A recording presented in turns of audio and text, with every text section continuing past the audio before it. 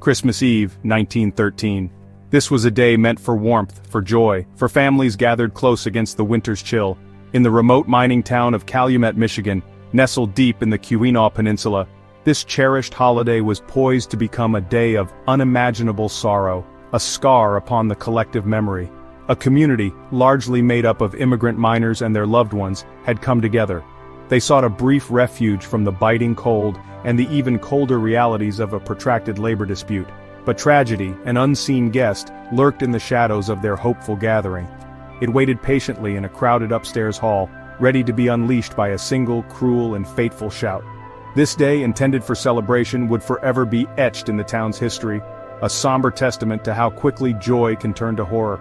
This is the story of the Italian Hall disaster, a tragedy born of hardship and ending in heartbreak. The copper country of Michigan, at the turn of the 20th century, was a land of stark contrasts. It was a place of immense mineral wealth, a foundation of American industry, yet it was also a place of relentless, back-breaking labor. Men from Cornwall, from Finland, from Italy, and many other distant lands toiled far below the frozen surface of the earth. They courageously dug for the precious copper ore, the red metal that helped to build a rapidly modernizing nation, stringing telegraph wires and electrifying cities. But the miners who brought forth this wealth faced constant dangers in the deep, dark shafts. They endured punishingly long hours for wages that often barely sustained their families. Life was an unceasing struggle for many of these working-class families, a daily confrontation with poverty and peril. Despite the adversity, they forged strong communities bound by shared language, shared customs, and the shared experience of their demanding lives. This solidarity, however, would soon face its most terrible and unforeseen test. In the bitter, windswept winter of 1913, an acrimonious strike had firmly gripped the entire region, casting a long shadow over daily life. The Western Federation of Miners, a union with a reputation for tenacity, sought desperately for better conditions for its members. They demanded recognition from the powerful mining corporations. They asked for fair wages, for a living wage that reflected the risks they undertook. They yearned for an 8-hour workday, a small measure of relief from their exhausting toil. But the mining companies, giants of industry like Calumet and Hecla, staunchly resisted these demands. They were immensely powerful, accustomed to control, and unyielding in their opposition to the union's rise. The strike, therefore, tore the community apart, creating deep and bitter divisions. Tensions ran dangerously high like a tautly stretched wire. Families struggled profoundly without the regular paychecks, their savings dwindling with each passing week. The brutal Michigan winter, with its heavy snows and relentless cold, only added to their widespread misery and desperation. Hope became a scarce and precious commodity, yet they clung to it fiercely, especially as the Christmas season approached, a season that traditionally promised light and renewal. The Italian Hall, a two-story structure, stood proudly on 7th Street in Calumet, a familiar landmark in the bustling town.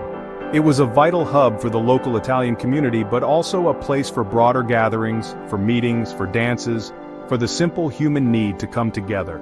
On that fateful Christmas Eve, December 24, 1913, the striking miners and their families, representing many nationalities, gathered within its walls. The Women's Auxiliary of the Western Federation of Miners, with tireless dedication, had meticulously organized a Christmas party. It was intended as a precious moment of cheer, a small, warm island of joy in a vast sea of hardship created by the long, bitter strike. Hundreds of children, their eyes wide with anticipation, eagerly awaited the distribution of presents, the sweet taste of holiday treats, and the magical songs of the season. Laughter, for a short time, was meant to fill the air, to banish the gloom. Instead, a single, terrifying cry would soon unleash unimaginable chaos, forever changing Calumet and its people. The fragile promise of holiday joy was about to shatter into 1,000 tragic pieces.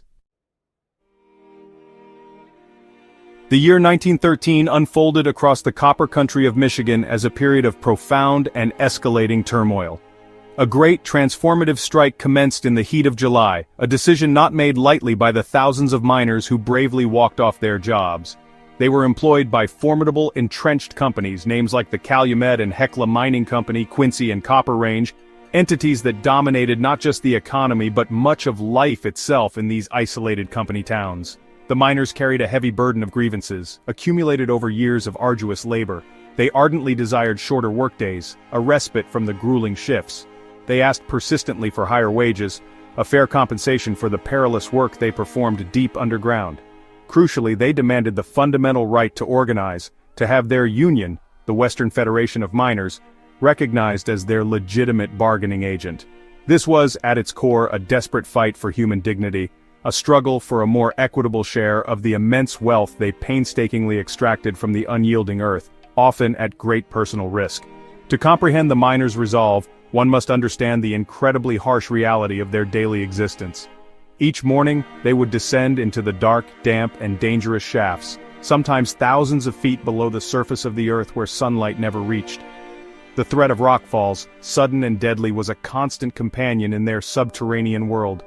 The air they breathed was often thick with dust and fumes, leading to debilitating lung diseases. Many miners were compelled to operate the one-man drill, a heavy, vibrating piece of machinery that was notoriously exhausting and, in their view, dangerously unsafe for a single operator. They passionately argued for a return to the older system of two-man teams for drilling, a practice they believed offered greater safety and reduced physical strain. The mining companies, however, were relentlessly focused on maximizing efficiency and increasing production output. This fundamental clash of interests, the workers' desperate need for safety versus the company's unyielding pursuit of profit, lay at the very heart of the long and bitter dispute, creating an ever-widening chasm of distrust and animosity between labor and capital in the copper country. The broader social and political context of Michigan during this era was undeniably complex and heavily weighted against the working man. The mining companies, with their vast financial resources, wielded immense and pervasive power. They exerted significant influence over local politics, often ensuring that government officials were sympathetic to their interests rather than those of the miners.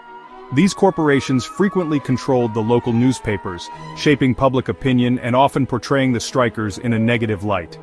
To protect their property and intimidate the striking workers, they hired private security forces, such as the controversial Waddell Mon Detective Agency. These guards, many of whom were outsiders with little connection to the community, were widely viewed by the miners as professional strikebreakers and provocateurs, employed to incite violence and break the union's resolve. The state government, too, sometimes appeared to side with the companies. Governor Woodbridge N. Ferris eventually sent in the Michigan National Guard to maintain order, but their presence was often seen by the strikers as another layer of oppression. The atmosphere throughout the strike zone was dangerously charged, filled with suspicion and resentment. There were frequent arrests of picketers, and violent clashes sometimes erupted between strikers, guards, and law enforcement. Fear and anger became unwelcome daily companions for the people of the copper country, poisoning the social fabric of towns like Calumet and Hancock. As the strike relentlessly dragged on, month after weary month, through the autumn and into the harsh early winter, the hardship endured by the striking families deepened significantly. Many faced the terrifying prospect of eviction from company-owned homes, a tactic used by the mining companies to break their spirit and force them back to work under the old conditions. Hunger became a very real and pressing concern for countless families, as meager savings were quickly exhausted. The Western Federation of Miners, along with sympathetic organizations, provided some relief in the form of food and financial aid, but their resources were inevitably stretched thin against the vast need. The community itself became deeply and painfully divided. While many steadfastly supported the strike and the union's cause, others, driven by desperation for work and the need to feed their families, chose to cross the picket lines. These individuals, often referred to derisively as scabs, faced ostracism and sometimes threats from their striking neighbors. Further inflaming the already volatile situation, the companies began to bring in large numbers of replacement workers from outside the region. This influx of strikebreakers intensified the tensions and fueled the strikers' sense of injustice. Christmas was fast approaching, a season that traditionally symbolized peace and goodwill. But for the striking families enduring the long, cold winter of 1913, genuine peace seemed like a distant, almost unattainable dream. On the afternoon of December 24, 1913, a day when thoughts should have turned to peace and celebration, the striking miners and their families began to gather. Their destination was the prominent Italian hall, located on 7th Street in the heart of Calumet, Michigan. The Women's Auxiliary of the Western Federation of Miners, a group of determined and compassionate women, had painstakingly organized a Christmas party for the children of the striking families. This event was envisioned as a precious beacon of joy, a small but significant light intended to pierce the pervasive darkness and gloom of the protracted 5-month-long strike. Hundreds of people, the vast majority of them young children accompanied by their mothers, filled the spacious second-floor assembly hall. Their hearts were undoubtedly filled with excitement and eager anticipation, looking forward to festive songs, simple holiday food, and perhaps if they were lucky, a small gift delivered by Santa Claus himself. For these few precious hours, they hoped fervently to forget the bitter cold outside, the gnawing hunger, and the bitter, unending struggle that had defined their lives for so many months. The large hall was alive with activity, a vibrant tapestry of sound and motion. Laughter and animated chatter in a multitude of languages reflecting the diverse origins of the mining community filled the warm air, creating a stark contrast to the tensions outside. Children, released from the usual constraints of their difficult lives, ran about with unbridled energy, their faces shining brightly with innocent expectation and holiday spirit. Suddenly, amidst this scene of fleeting happiness, a man reportedly appeared at the top of the main stairway, a narrow passage that served as the primary entrance and exit to the crowded hall. He stood for a moment near the doorway, and then, according to numerous eyewitness accounts, he shouted the single terrifying word, "Fire!" To this day, no one knows for absolute certain who this man was, or what his motives might have been. Subsequent investigations thoroughly searched the building, but no evidence of any actual fire was ever discovered. Yet, the cry of fire shouted into a densely packed enclosed space is an incredibly dangerous catalyst, capable of transforming order into chaos in mere seconds. Panic, swift and unreasoning, erupted almost instantly among the festive crowd. People, driven by primal fear, surged instinctively towards the only main exit they knew, that steep, narrow staircase leading perilously down to the street level below. It was a structural bottleneck, a recipe for an unimaginable disaster. That narrow stairway, barely wide enough for two people to pass comfortably, rapidly became a scene of unimaginable horror and human suffering. People from the back of the hall, desperate to escape the non-existent fire, pushed relentlessly forward, unaware of the catastrophe unfolding ahead of them. Those in the front of the wave, caught on the steep incline, stumbled, tripped, and fell, creating a horrific human pile-up.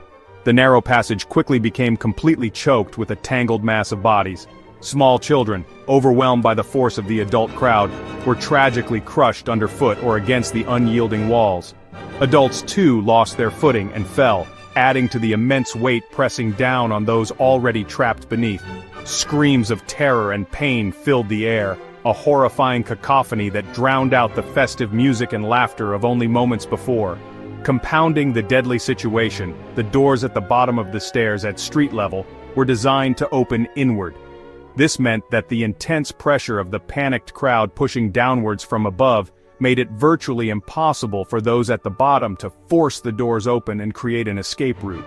The stairway had become a deadly, inescapable trap. In the suffocating chaos and the terrifying crush of humanity, 73 people tragically lost their lives. The final, heartbreaking toll revealed that 59 of these victims were innocent children, many of whom had come to the party dressed in their holiday best, full of excitement for Christmas. Most of the deaths were attributed to asphyxiation, as people were unable to breathe under the immense weight of the pile, or from being crushed by the sheer force of the desperate crowd. The festive decorations that adorned the hall, the brightly lit Christmas tree, the carefully wrapped presents intended to bring smiles, they all became silent, sorrowful witnesses to a tragedy of appalling scale. Rescuers, including frantic parents, brave townspeople, and eventually firefighters, when they could finally make their way through the horrific scene, were met with a sight that would haunt them for the rest of their lives. The narrow stairwell held a tangled, heartbreaking mass of victims, their hopes for a joyful Christmas Eve extinguished in the most brutal way imaginable. The community of Calumet was instantly plunged into a state of profound grief, disbelief, and shock. The joyful sound of anticipated holiday celebration was cruelly replaced by the inconsolable wails of despair and mourning. The immediate aftermath of the Italian Hall disaster was characterized by an overwhelming wave of profound grief and utter devastation that swept through Calumet and the surrounding Copper Country communities. Calumet, though a bustling industrial center, was at its heart a small, tightly knit community where families knew each other, worked together, and often worshipped together. Consequently, nearly every resident knew someone who had tragically died in the stampede, or was directly affected by the loss of a loved one, a friend, or a neighbor. Heart-wrenching funeral services were held over the following days, a seemingly endless procession of sorrow.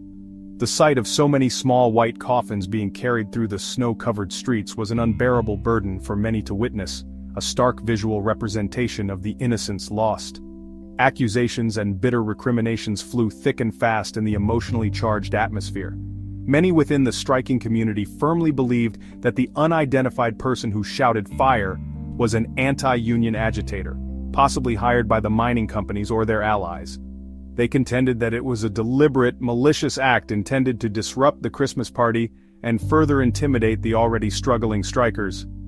The Citizens Alliance, a prominent anti-union group active in the region, was frequently and vehemently blamed by the union supporters, though no individual was ever formally charged or convicted for causing the false alarm that led to such catastrophic consequences. In the wake of such a horrific loss of life, official investigations were inevitably launched to determine the cause and circumstances of the disaster.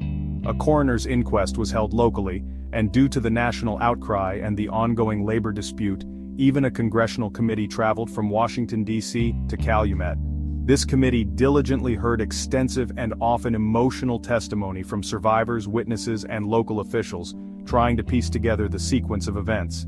However, despite these efforts and numerous interviews, the true identity of the person who uttered the fatal shout of fire remained an elusive and frustrating mystery, a question that continues to be debated by historians to this very day.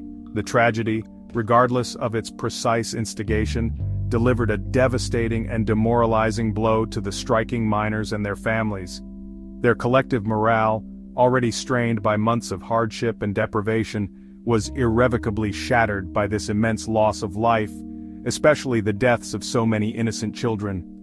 The strike, once fueled by a powerful sense of determination and solidarity, began to falter significantly under the crushing weight of this profound sorrow, combined with the continued unyielding resistance from the powerful mining companies who saw an opportunity to break the union's back.